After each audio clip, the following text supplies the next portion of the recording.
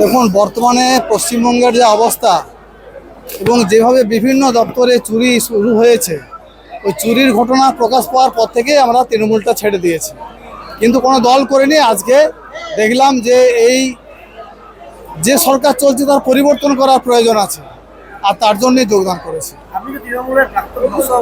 প্রাক্তন ব্লক সভাপতি, আমি জেলা কমিটির মেম্বার ছিলাম 14 বছর, তারপর ব্লক সভাপতি হয়েছিলাম। তারও আগে আমি বিজেপি করতাম। আমি বিজেপির এখানে ব্লক সভাপতি ছিলাম, তখনকার ব্লক সংগঠন ছিল। এবং আমি মনে করি যে আমি ঘরে ফেরত এলাম, আমার নিজের বাড়িতে ফিরে এলাম।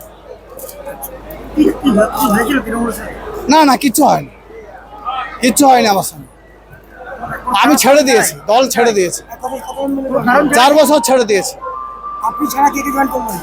আমি ছাড়া জয়েন করলেন অশোক সন্নিগ্রহী সিমলাপালের, যিনি ব্লক সভাপতি ছিলেন। পঞ্চায়েত সমিতির 2 মেম্বার জয়েন করলেন এবং কিষাণও বর্তমান পঞ্চায়েত সমিতির 2 জন মেম্বার জয়েন করেছেন সিমলাপাল ব্লক থেকে। এবং আমার নেতৃত্বেই তারা কালকে আমরা ঠিক করেছি যে আসবো এখানে।